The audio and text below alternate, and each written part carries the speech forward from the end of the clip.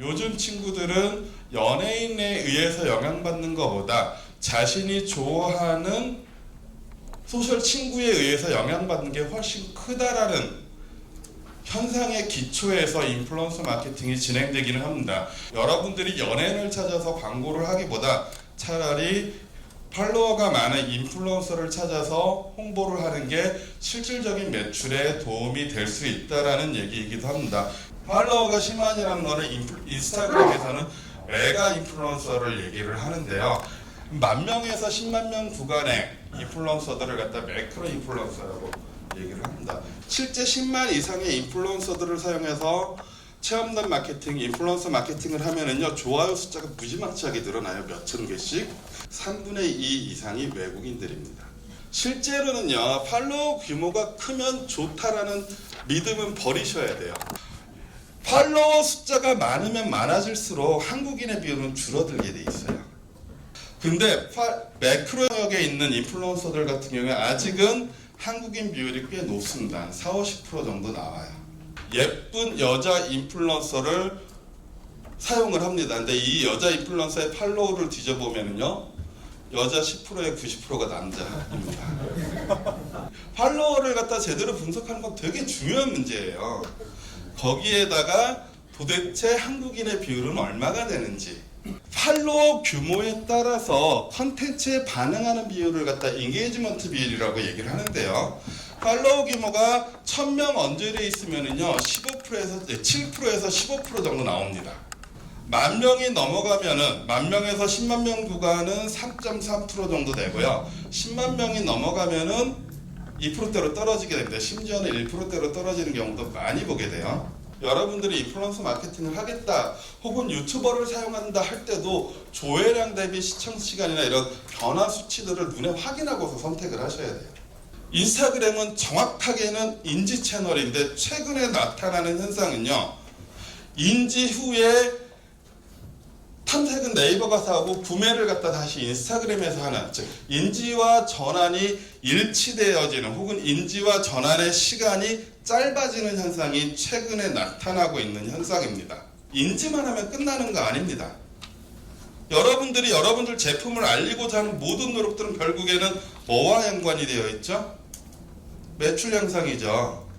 그래서 여러분들이 인플루언서 마케팅을 진행할 때는 반드시 목표를 설정을 하고 그 목표에 부합하는 동선을 어떻게 만들어 나갈 것이냐, 이 목표에 부합하는 동선이 실제로 구현되려면 내가 인플루언서는 어떻게 어느 규모로 배치할 것인가에 대한 설계까지 하신 상태에서 인플루언서 마케팅은 전개를 하셔야 됩니다. 참고로 여러분이 뭐 LG라든지 요즘엔 GS죠, 유통 쪽은 뭐 롯데라든지 이런 회사라면 예산이 풍부하면은 메가스라고 하겠지만 예산이 제한되어져 있다라면은요, 저라면은 매크로 한두 명, 즉 만에서 10만 단위로 한두 명 쓰고요. 나머지는 전부 다 1000명대의 그 마이크로를 갖다 다 배치를 하십시오.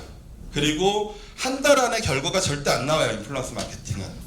그래서 일정 기간, 예산이 적으면 적은 대로 매달 꾸준하게 내가 원하는 메시지 하나를 키워드로 잡아서 꾸준하게 반복시키실 때 검색량도 늘어나고 방문량도 늘어나는 거다가 나중에 후행 지표로서 확인을 하실 수가 있을 겁니다. 이제 비디오 커머스로 넘어가는데요. 여러분들이 상상하는 내가 좀 유명한 유튜버를 써가지고서 그 유튜버의 컨텐츠로 내 아이템을 올리면 매출이 일어날 것이다 해서 저도 뷰티 디바이스 같은 거 몇 차례 진행을 했을 때 그런 일 절대 안 일어납니다. 인플루언서를 위해서 제품을 기획하면은 이런 게 가능한데 일반적으로 우리는 안 그렇잖아요. 제품은 제품대로 만들어 놓고 인플루언서를 찾는 거잖아요. 이런 상황은 잘 안 일어난다라는. 유튜브에서 인스타그램을 거쳐서 블로그, 그다음에 언론 작업까지 해서 최소한 채널 4개 정도가 한꺼번에 돌아가는 선순환 구조를 만들어 놨기 때문에 소셜마켓 1차 완판, 2차 완판, 3차 완판 이런 일들이 벌어지는 거예요. 오로지 유튜버를 위해서 매달 2천만 원씩 뭐 성과가 있든 없든 쓸 수 있는 회사가 얼마나 많은지 잘 모르겠어요. 그런 식의 인플루언서 V커머스 마케팅 설계하지 마세요. 인플루언서 영역은 인스타그램에 맡기세요. 인스타그램에 맡겨가지고서 차라리 특정한 해시태그를 이용해서 특정한 내 브랜드명들을 인지시키는 작업을 해버리십시오. 그리고 마이크로 인플루언서를 최대한 많이 써서 퍼뜨리십시오. 바이럴 블로그 작업도 하셔야 되겠죠. 검색 활동자를 고려를 해야 되니까. 그 다음에 인플루언서한테 영상을 맡기는 게 아니라 V커머스 업체들한테 맡기세요.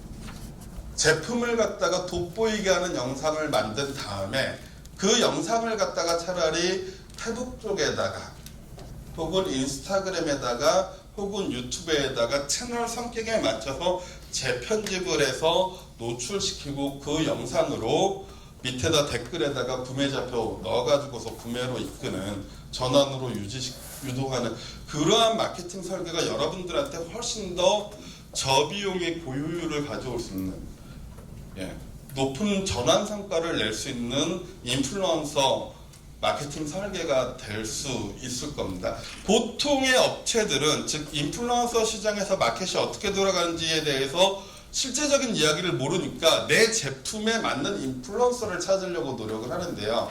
실제 잘 파는 애들은 그렇게 노출된 상품이 아니라 그 인플루언서의 구독자를 전제로 하고서 기획을 따로 한 상품들을 출시를 한다라는 거고요. 유튜버뿐만이 아니라 인스타그램에서도 공동구매가 많이 이루어지거든요. 근데 이 공동구매할 때 인플루언서들이 제일 신경 쓰는 거는요. 네이버에서 검색을 해서 나오는 최저가보다 무조건 싸야 된다라고 얘기를 하고 있어요. 그러다 보니까 마진 구조가 확실하게 확보되어 있는 그러한 제품들을 인플루언서 공구 시장으로 진입을 시켜야 되고요. 인플루언서가 좋아하는 제품이어야 됩니다.